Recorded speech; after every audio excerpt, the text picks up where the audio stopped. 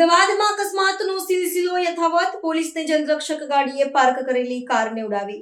અમદાવાદમાં અકસ્માતનો સિલસિલો અટકવાનું નામ નથી લઈ રહ્યો, જેમાં સતત બીજા દિવસે ગંભીર ઘટના બની છે. તાજેતરમાં એસજી ધોરીમાર્ગ પરના રાજપથ રંગોલી માર્ગ પાસે એક વિદ્યાર્થીએ પૂરપાટ ગતિએ કાર ચલાવી 2 હોમગાર્ડ જવાનોને અડફેટે લીધા હતા અને તેના બીજા જ દિવસે એટલે કે શનિવારે મોડી રાત્રે એક પોલીસ વાહને જ કારને ટક્કર મારી હતી.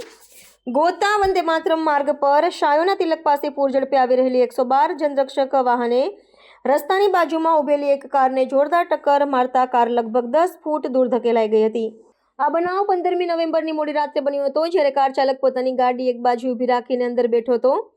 પાર્કિંગ કર્યાના 1 મિનિટની અંદર જ પાછળથી આવેલા પોલીસના વાહને તેને જોરદાર ટક્કર મારી હતી, જેની તીવ્રતાના કારણે પાર્ક કરેલી ગાડી 10 ફૂટ દૂર ફસકાઈ ગઈ હતી. ઘટના સ્થળેથી મળેલી પોલીસની ગાડીમાંથી શંકાસ્પદ રીતે સિરપની 6 બાટલીઓ મળી આવી છે, જેના કારણે સ્થાનિક રહેવાસીઓએ આક્ષેપ કર્યો છે કે અકસ્માત કરનાર પોલીસ કર્મચારી નશાની હાલતમાં હતો. આ ઘટનાની માહિતી મળતા પોલીસે તુરંત કાર્યવાહી કરી હતી અને અકસ્માત કરનાર 112 જનરક્ષક વાહનના ચાલક યશ પરમારની ધરપકડ કરી છે. સમગ્ર ઘટના નજીકમાં લાગેલા સીસીટીવી કેમેરામાં કેદ થઈ છે. સ્થાનિકોના આક્ષેપો અને પોલીસના વાહનમાં સિરપની બાટલીઓ મળવાના કારણે આ મામલો વધુ ગંભીર બન્યો છે. જનરક્ષક વાહન દ્વારા જ અકસ્માત સર્જાતા કાયદાના રક્ષક પર જ પ્રશ્નાર્થ ઊભા થયા છે અને ન્યાય તપાસની માંગણી કરવામાં આવી રહી છે.